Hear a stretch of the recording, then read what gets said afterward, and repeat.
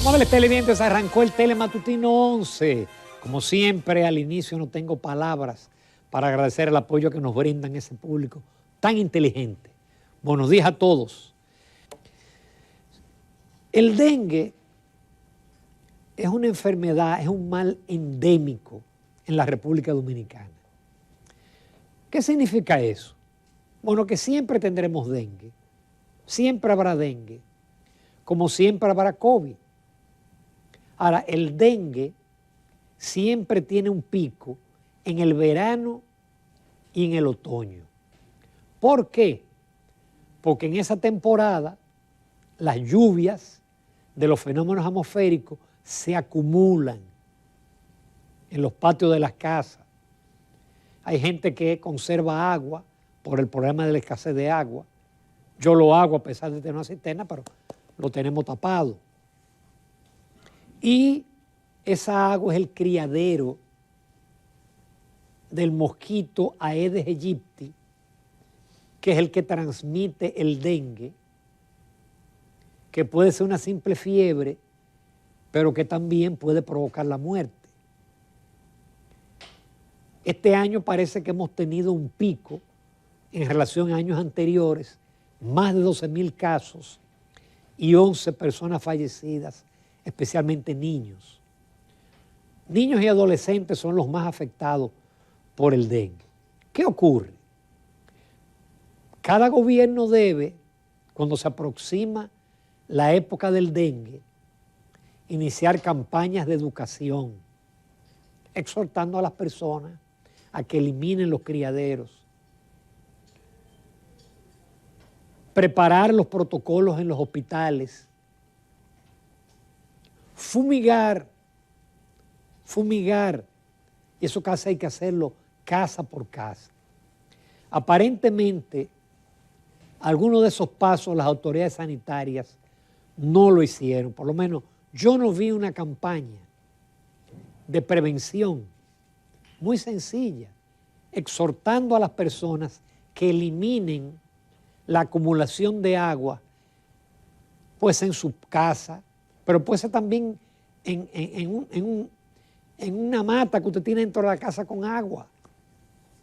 Todo eso puede ser un punto donde la Aedes aegypti deposite sus huevos y de ahí salen a picar e infectar o a transmitir. Se saltaron. ¿Qué ocurre cuando viene la voz de alarma del colegio médico, de la sociedad de pediatría, de que no tenemos camas suficientes ni en los hospitales ni en las clínicas, que el tema está desbordado? Entonces el gobierno en el día de ayer, a través del vocero Homero Figueroa, anuncia una serie de medidas. La primera es típica, ya la creación de un gabinete contra el dengue, formado por el Ministerio de Salud, el Servicio Nacional de Salud, Obras Públicas, Defensa Civil, etcétera, etcétera. Operativo de fumigación casa por casa, eso había que hacerlo ayer. Campaña de limpieza en comunidades y espacios públicos para eliminar los criaderos, eso también fue ayer. Capacidad y eficiencia en el sistema de atención, que los hospitales cuenten con los recursos necesarios y fortalecer la campaña de sensibilización y educación pública. El hecho de que eso se diga ayer es un reconocimiento a que no se hizo. Y eso había que hacerlo desde que entró la temporada ciclónica. Eso hay que hacerlo cada año. Esperemos que todas esas cosas se hagan. Obviamente, hay una responsabilidad de cada uno de nosotros, porque no todo tiene que ser el gobierno. Nosotros en nuestros hogares tenemos que eliminar todo lo que signifique estancamiento de agua. A la gente le encanta cuando cambia la goma de un vehículo, deja la goma ahí, de que por si acaso. En esa goma se acumula agua. Con el tema de la escasez de agua, la gente le gusta tener envases llenos de agua que lo tienen destapados. Y por supuesto, ante la aparición de un síntoma como fiebre o dolor en el cuerpo en esta época del año, acudir inmediatamente al médico. Las autoridades alegan que muchas veces llevan al paciente con un estado muy avanzado y a veces el dengue genera un problema de disminución de las plaquetas en la sangre y eso, cuando llega a unos niveles muy bajos, es lo que provoca la muerte. Vamos a ver si casa por casa viene la fumigación y la campaña, porque esto es un problema de prevención. Si a la gente se le dice con tiempo, porque a la gente se le olvida que viene dengue. Miren ahí el mosquito, Aedes aegypti. Viene dengue, porque es que se acumula agua por efecto de las tormentas tropicales. Por eso es muy raro que usted encuentre una epidemia de dengue en enero, febrero o en diciembre, no. Siempre es entre agosto y noviembre. Cada año, porque esto ha pasado cada año y hay muertos cada año, pero en este caso, dice la Sociedad de Pediatría que en la semana 37 ya había un 85% más de casos que en el año pasado. Son alrededor de 12.991 reportes de dengue y ya en la semana 140, en una sola semana, 1.108 afectados. Lógicamente, la oposición aprovecha este tipo de cosas y vamos a escuchar lo que dice el doctor Leonel Fernández, que es el líder de la oposición. El sistema de vigilancia epidemiológica no está funcionando de manera adecuada. Las cifras más recientes son alarmantes. El sistema sanitario camina hacia el colapso. Ante tan grave situación, la Fuerza del Pueblo exige a las autoridades que se tomen todas las medidas necesarias para frenar esta dramática situación. Por consiguiente, en lo inmediato, priorizar las campañas de información para prevenir y brindar apoyo necesario a los que ya han sido afectados con la mejor atención sanitaria posible. ¿Verdad? Con la salud del pueblo dominicano no se juega. Juan Francisco. Estaremos vigilantes de que el gobierno cumpla con su responsabilidad. Bien, por otro lado, comienza a sentirse ya el impacto económico en la frontera. Eso era de esperarse.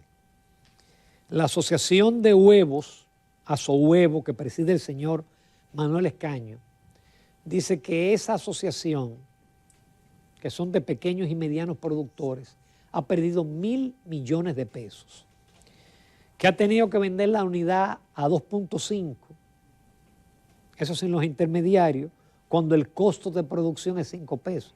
Claro, usted va a un supermercado y un huevo le cuesta 8 pesos, por el tema de la intermediación. Ellos alegan que la asistencia de INESPRE ha sido muy pobre. Hemos insistido que tan pronto el gobierno cerró la frontera al comercio, que eso fue innecesario. Se pudieron haber tomado todas las otras medidas, pero no parar el comercio. Entonces el gobierno tenía que ir en auxilio de los productores, comprarles la producción que es exportable a Haití.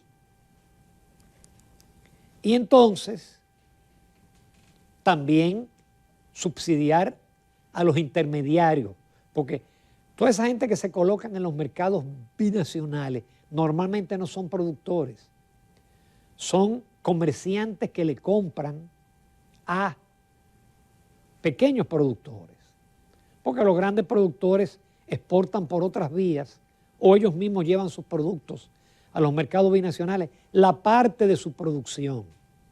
Más o menos en el caso de los huevos, el 25% de los huevos que produce el país se exportan a Haití. Ya por eso el presidente Azohuevo dice que van a sacrificar a 3 millones de gallinas ponedoras, que más o menos ellos calculan que esos 3 millones generan los huevos que van hacia Haití. Porque el problema fue que el gobierno abrió la frontera para el comercio con determinadas restricciones, pero resulta que Haití dijo que no. Haití dijo que no, las autoridades, y no han abierto la frontera. El domingo ellos abrieron en Dajabón, pero fue para que comerciantes haitianos cruzaran de este lado a retirar la mercancía que ellos tenían acá. Porque también hay comerciantes haitianos que cruzan de este lado para venderle a sus ciudadanos en los días de mercado, que son lunes y viernes. Ya va casi 2 semanas, el lunes se cumple 2 semanas del anuncio del presidente de la apertura fronteriza, con las limitaciones de que sea en fila, de que van a tomar los datos biométricos, de que habría una especie de cerco militar para evitar que ellos se salgan del área de compra y venta, pero los haitianos se han unificado. Haití, que nunca se unifica, se ha unificado. Hasta tal punto que ahí en la prensa da cuenta de que un grupo de organizaciones de la sociedad civil le hacen 7 reclamos al gobierno dominicano, incluso reclamos con las deportaciones, no solamente con el tema del comercio, sino con el tema de las deportaciones. Esa es la situación. Por otro lado, en Haití secuestraron a un señor que se llama Anthony Virgin Saint-Pierre. Él es secretario de una organización de la sociedad civil que se llama Alto Consejo de Transición. Como su nombre lo indica, esta gente está trabajando para que haya una transición de un gobierno ilegítimo, porque Ariel Henry no es legítimo, no es un primer ministro legítimo, él no lo eligió nadie. Y una de las primeras cosas que hay que lograr en Haití, si hay la pacificación, es un gobierno legítimo, un gobierno de unidad nacional, un gobierno que pueda hacer cosas. Como señalaba ayer el doctor Andy Daguarre en su entrevista, un gobierno que tenga la fortaleza y que no pensemos que la democracia, que Haití está preparado para la democracia. No todas las sociedades están preparadas para la democracia. Y hemos tenido ejemplos de sociedades exitosas. Él puso el ejemplo de Singapur, pero está Taiwán, está Corea, está Vietnam. Países que hoy han dado el salto, mantienen regímenes de mano dura, regímenes hasta comunistas. Taiwán no, Taiwán ya es una democracia. Entonces, hay países que no están preparados. China no es una democracia y China está alcanzando a los Estados Unidos y tiene un régimen comunista y ahí hay supresión de libertades, pero hay una economía de mercado. Por otro lado, señores, la crisis en el Medio Oriente. Esto es terrible. Y en esto hay que tener mucho cuidado y tratar de ser objetivo. Lo primero es que hay que condenar el ataque sorpresivo de Hamás a Israel. Claro, todavía mucha gente se preocupa cómo con la alta tecnología que tiene Israel, con esa verja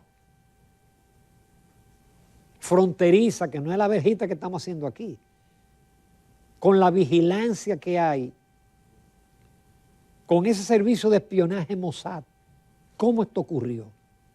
Porque esto no se preparó de un día para otro. Preparar esa ofensiva de enviar por aire milicianos que descendieron en parapetos en territorio israelí, romper en varios puntos la verja, llegar a 22 ciudades, a kibutz, asesinar a personas, llegar a un lugar donde había una fiesta que había miles de jóvenes y asesinados 150. Hay 300 y tantos militares muertos, porque atacaron también una fortaleza. Y hay 203 secuestrados. ¿Cómo ocurrió eso? Por eso hay gente que especula y dice que la inteligencia egipcia le avisó a los israelíes, pero que ellos optaron por guardar silencio para que eso ocurriera, para así poder destruir a Hamás. Uno de verdad se le hace desde un punto de vista humano pensar que una cosa pueda suceder, pero ya sucedió en la Segunda Guerra Mundial. Los Estados Unidos sabían que los japoneses iban a atacar a Pearl Harbor en las Filipinas y retiraron sus mejores portaaviones. Y ese ataque a Pearl Harbor fue lo que le dio el pretexto a los Estados Unidos para entrar a la Segunda Guerra Mundial. Si lamentablemente la deshumanización es tal que a veces usted sacrifica a su gente en aras de sus intereses. Uno espera que no haya sido así, pero está en cuestionamiento a la seguridad. Entonces lo que hizo Hamás es definitivamente condenable. Una cosa es la causa palestina y otra cosa es Hamás. Porque las Naciones Unidas en el 1947 emitió una resolución de que había que coexistir dos estados, el Estado israelí y el Estado árabe palestino. Eso no se dio. Israel constituyó su país en 1948 y le fue quitando terreno, quitándole terreno poco a poco a los árabes, a tal punto que los árabes están en Cisjordania con una autoridad palestina y en la franja de Gaza que pertenecía a Egipto y que la perdió en la guerra de los 6 días, hay otra parte del pueblo palestino. 2.3 millones encerrados en 340 kilómetros cuadrados. Hay alrededor de 1.400 muertos israelíes, 306 militares, pero del lado palestino ya van 3.400 muertos. Y está la discusión de si la matanza en el hospital fue Israel o fue Palestina. Hay un dicho que es muy cierto, que en una guerra la primera batalla que se pierde es la batalla de la verdad. La verdad se pierde en una guerra. En el día de ayer el presidente de los Estados Unidos, Joe Biden, estuvo en Israel y se estrechó en un abrazo con el presidente Netanyahu y ofreció todo el apoyo, y de hecho el principal portaavión de los Estados Unidos está ahí en el mar Mediterráneo. Y el presidente Biden pidió al Congreso norteamericano ayuda extraordinaria para Israel. Entre tanto, en el resto de los países del mundo hay protestas palestinas, especialmente en Europa, donde hay mucha migración palestina. He visto incluso Twitter de españoles protestando por esa presencia palestina y el temor al terrorismo. Ahora, no todos los palestinos son terroristas. Yo decía que lo de Hamás es condenable. Ahora, lo que está haciendo Israel bombardeando población civil también es condenable. Dice las Naciones Unidas que el 25% de las viviendas han sido destruidas por los bombardeos. Y de las 3.000 y pico de víctimas, la mayoría son niños. Niños inocentes que no tienen culpa de que Hamás domine la franja de Gaza. Y no tienen a dónde ir. Afortunadamente, el presidente Biden con el presidente de Egipto llegó a un acuerdo porque la franja de Gaza está cercada totalmente del lado israelí. Hacia el otro lado tienen el mar Mediterráneo, que llega a un nivel que los pescadores palestinos no pueden ir más allá de 5 millas náuticas. Y tienen una pequeña frontera con Egipto, y llegaron a un acuerdo que esa frontera con Egipto, por ahí va a entrar alimentos, medicinas y combustible, porque Israel cerró toda esa posibilidad. Ellos alegan mientras haya rehenes. Hay 203 rehenes, que aunque jamás dice que son militares, no. Hay imágenes que muestran que son mujeres, niños y ancianos, rehenes. Eso es una barbaridad. Es decir, jamás le ha hecho un daño terrible a la causa palestina, a la causa de la existencia de un país árabe palestino que no ha querido Israel. Inclusive se llegaron a acuerdos de paz como el acuerdo de Camp David. Y después otro acuerdo, eso fue cuando la presidencia de Carter y otra después cuando Clinton, pero esos acuerdos no han sido cumplidos por los israelitas. Ahora, ¿cuál es el temor actual? Israel aparentemente va a invadir la Franja de Gaza. Esto va a ser una cruenta batalla porque Hamás tiene túneles. Pero si esa invasión se da, Irán, que definitivamente es el país que armó Hamás, ¿cómo llegaron todas esas armas a la Franja de Gaza? Irán ha dicho que va a entrar en guerra con Israel. Y el grupo terrorista Hezbollah también. Entonces el peligro es que se extienda la guerra en esa región, ya unida a la guerra que tenemos entre Ucrania defendiéndose de la invasión rusa. Si esa guerra se extiende, vamos a tener problemas con los precios del petróleo. Y la economía mundial podría caer, especialmente la de Occidente, en una gran recesión. Y eso nos arrastraría a nosotros. Un país que de por sí apenas está creciendo al mes de agosto 1.5%. Es el crecimiento más bajo desde que en el año 2012 empezó a calcularse el índice mensual de actividad económica. Antes conocíamos el crecimiento cada 3 meses, ahora con esa metodología sabemos mes por mes. Muy pronto sabremos en septiembre y vamos a darnos cuenta que independiente de los estímulos monetarios no va a haber un crecimiento. Ayer el doctor Dawarre decía que a lo sumo él estima que la economía va a crecer 2.2, 2.3%. Es el crecimiento más bajo desde el año 2009, cuando se produjo la crisis, la recesión global por la crisis financiera. Claro, no vamos a volvernos locos por esto.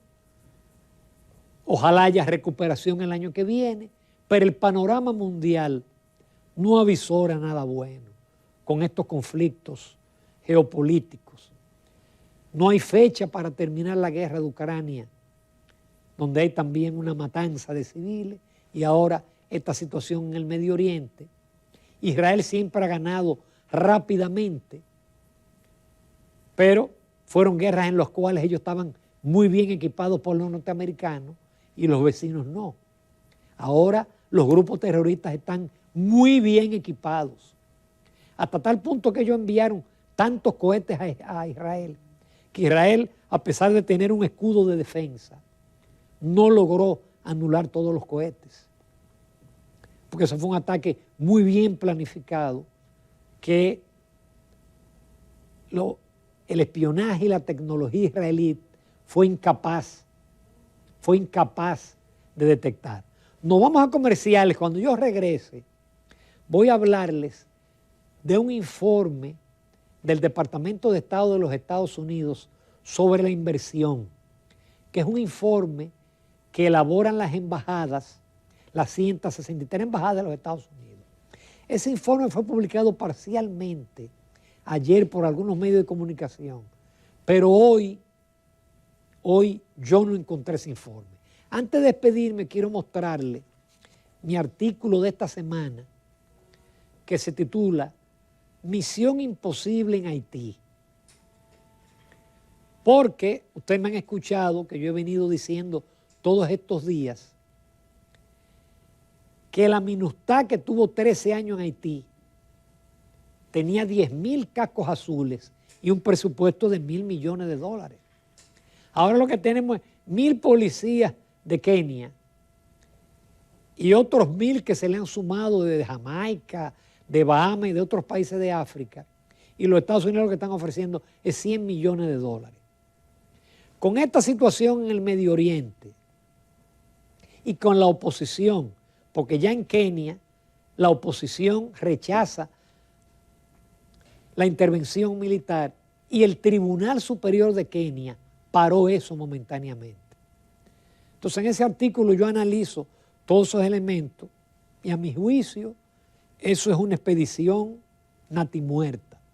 O si se da, no va a tener la capacidad en términos de hombres y de apoyo internacional como para poder derrotar a las bandas armadas, que es una guerrilla urbana. Es usted meterse por callejones densamente poblados donde los bandoleros se confunden con la población civil. Y esa fuerza multilateral la van a emboscar. La van a emboscar y va a haber muchos muertos de esa fuerza multilateral. Claro, la comunidad internacional ya se lavó las manos. Con lograr que el Consejo de Seguridad aprobara, ya ellos hicieron lo que tenían que hacer. Nos vamos a comerciales. Voy a compartir con todos ustedes el informe del Departamento de Estado de los Estados Unidos sobre la situación de la inversión extranjera en cada país.